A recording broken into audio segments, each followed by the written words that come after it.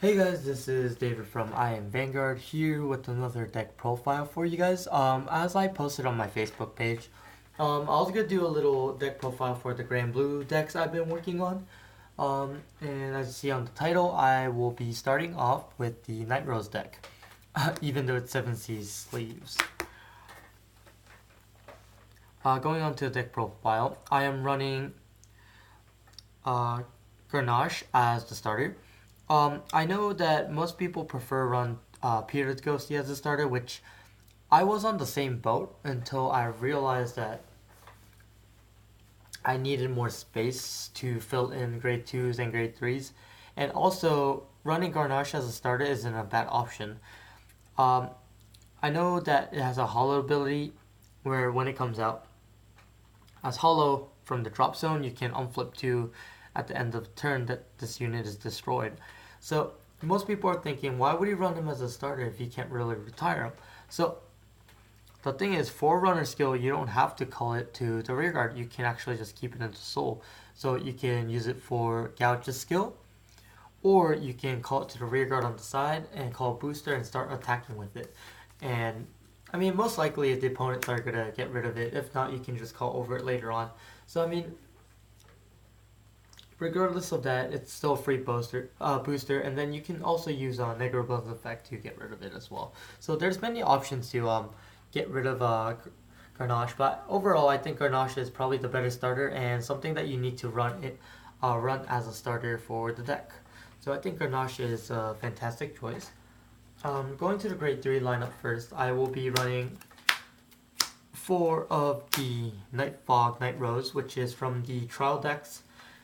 And also it comes out in the new Labyrinth set as a new artwork, which I decided not to purchase because I like the artwork and, less money I have to spend on it. But the reason why I run 4 of the older Nightrose compared to the newer ones, because of its GB2 ability where put 3 cards in a drop zone, and if you do, you can call the card that was put to the drop zone. So there's a combo you can use with Negro Lily and Cannoneer, and you can basically use that as a Denial Griffin combo. So I think it's very nice to have, and it's not just on the opponent's turn, you can do it on your turn as well. So of course, sacrificing for milling cards, which you definitely need to do anyways.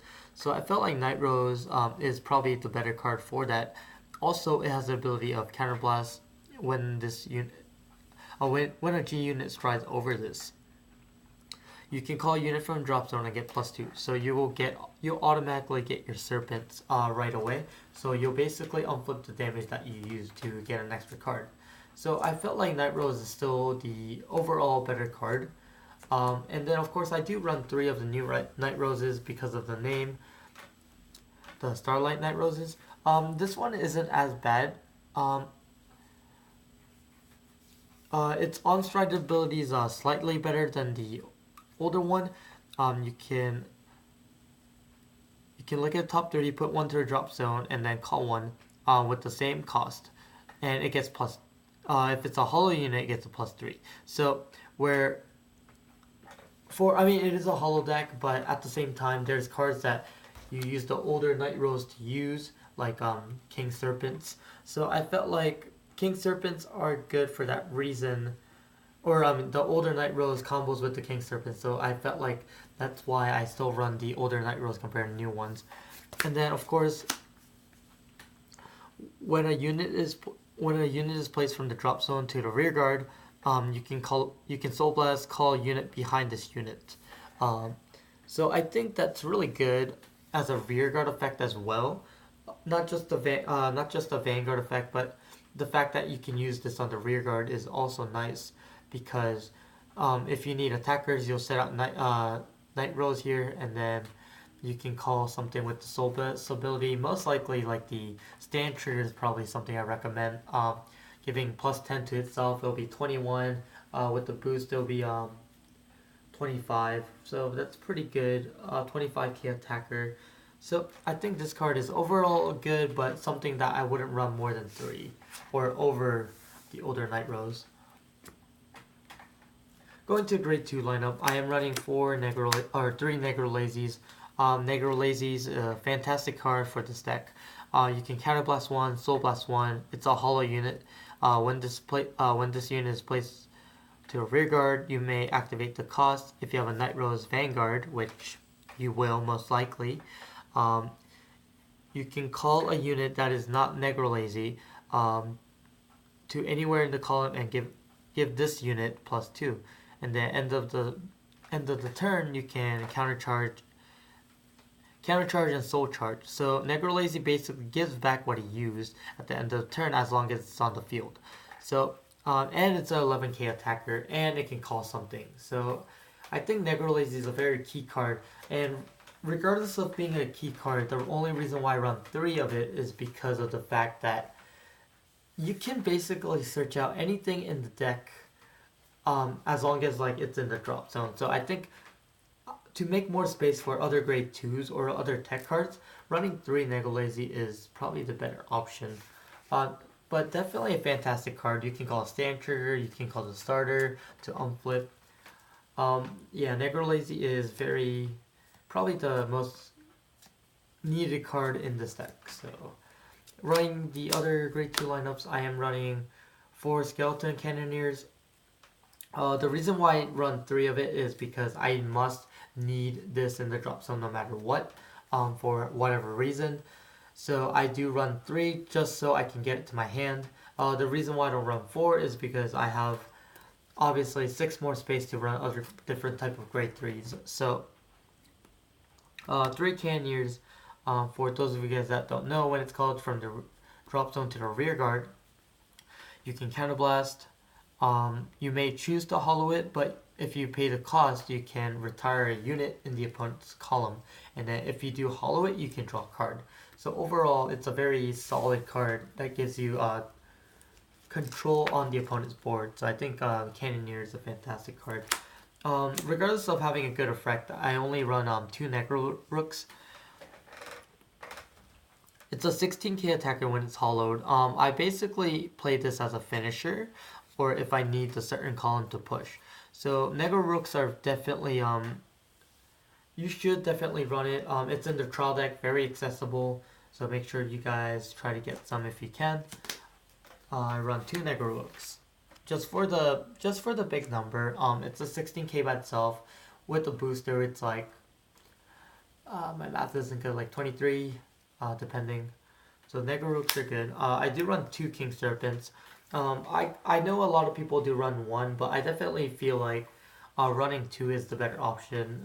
There's like weird matchups like Narukami's where it vanishes, so as a backup you might need 1 more. So King Serpents are good. When it's called from rear guard, you can counter charge and soul charge. So must run 2. It's also in the Labyrinth set for those of you guys that couldn't get in the older sets. And then I run a 1 of the new Shade. Basically, it's a hollow unit. When this is retired with the hollow ability, you can countercharge if you have a Nightrose Vanguard, and then it's a 11k attacker, or it gets +2 for each hollow unit on the board. So including itself, it's an 11k attacker, and then of course you can add on any more attacks depending on the hollow on the field. So this is a very nice card. I know a lot of people like to run multiples of it, like 2 or 3, but I think running 1 is fine, just because of the fact that you already have Negro Rook as a beater, and I feel like you can't really go over what Negro Rook has attack-wise, so I think running 1 of it is definitely fine. And then of course I run one of the the Earth Elemental Pokar. If you Soul Blast when this is placed on the rear guard, for every G zone that has a Cray Elemental face up, you can unlock a unit. So this is going to be very helpful on the control matchups against Link Jokers. So I still do run 1. If I wasn't running this, I'll probably run an extra copy of the Shade. Grade 1 lineups can be pretty simple for unflip perfect cards. I don't run the new ones because I feel like in this deck, unflipping is more needed than the perfect cards back to your hand.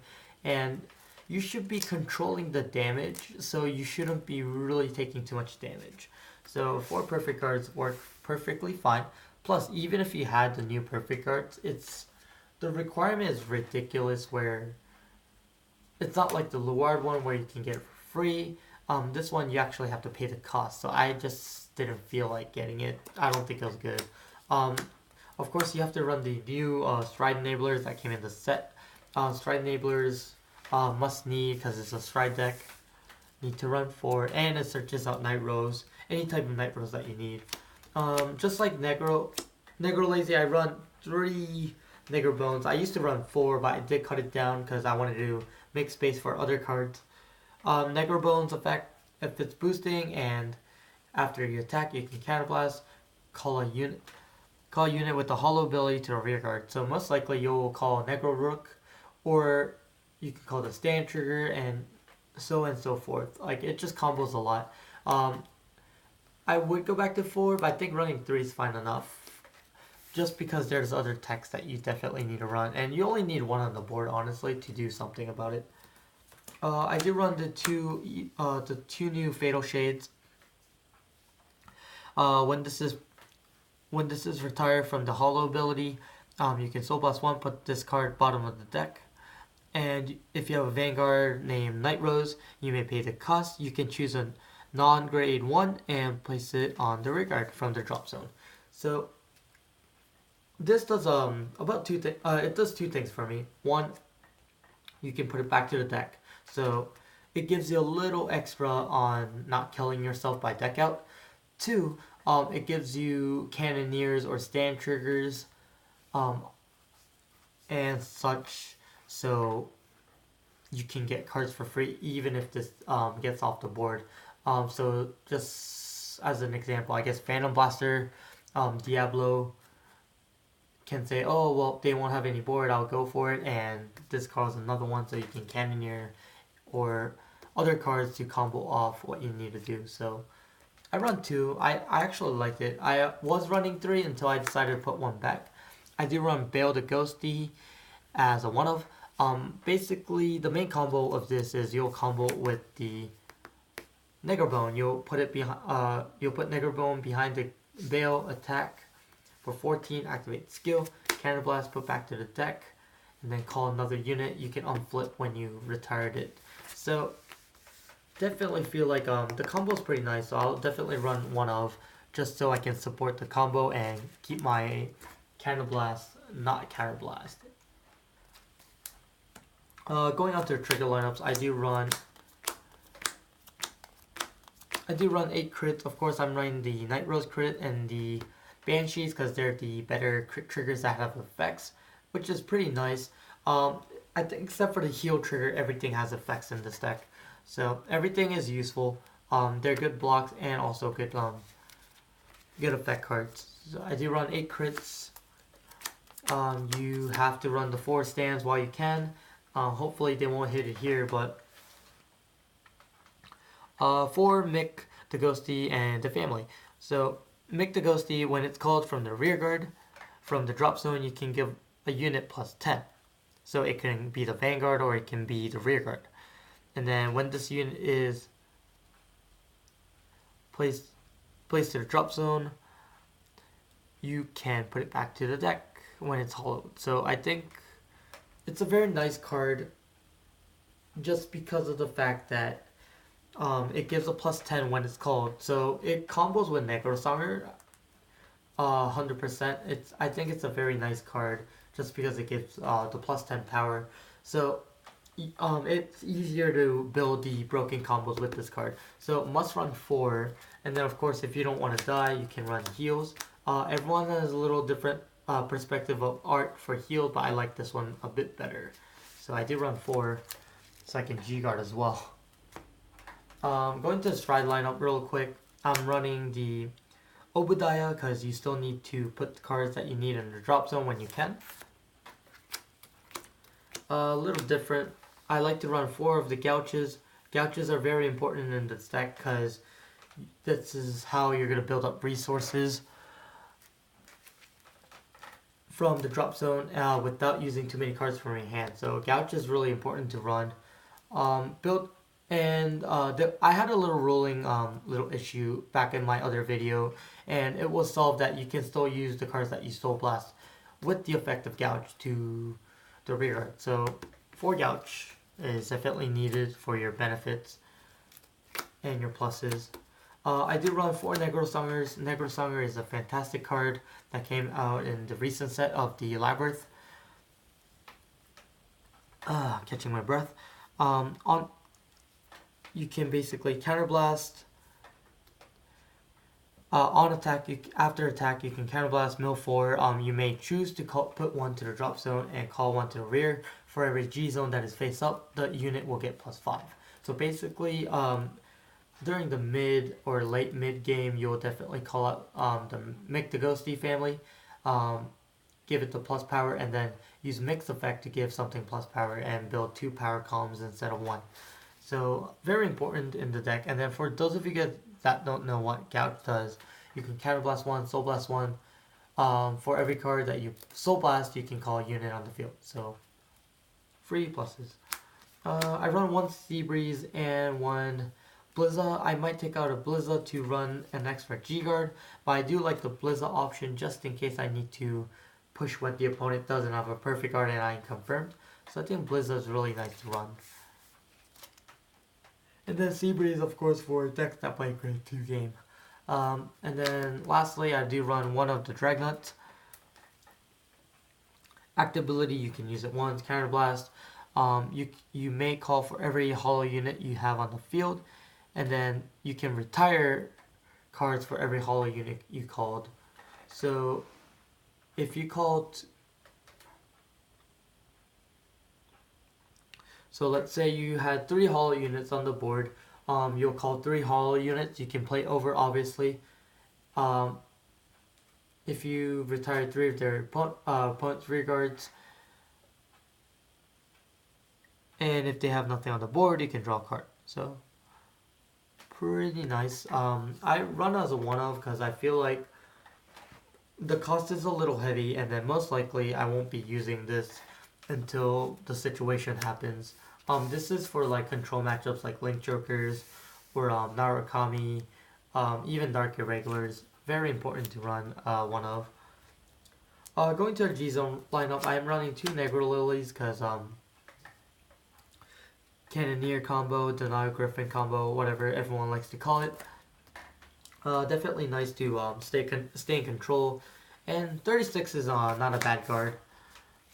I do run 1 of the new ones from the set, which is the Negro mode. You Soul Blast 1, and for every card, like for example, if you, for every 5 cards, it gets a +5 shield. So it will start at 26, it will go up to 36, and it will go up to 41 if you have 15 in the drop zone in total. So I like to run 1-of. I was considering to run 1 more if I do take out the Blizzards, but for now, I definitely do like running 1-of. Probably more than 1-of if possible. I do still run a Dismal just in case of Deep Police matchups, and I also need it for Link Joker matchups, so I can use Picard's effect and unlock units. So I do run 1 Create Elemental G-Guard, which is Dismal. Dismals are always good in any deck. The deck profile was a little too long because there was a lot to go over. But hopefully you guys like the deck profile. Make sure you guys comment, rate, subscribe for more videos and more matches. I'll definitely have some matches for Nightrose this coming week. So stay tuned on that. Make sure you guys leave any comments for anything that you would like to see. And like always guys, imagine the victory. I am Vanguard.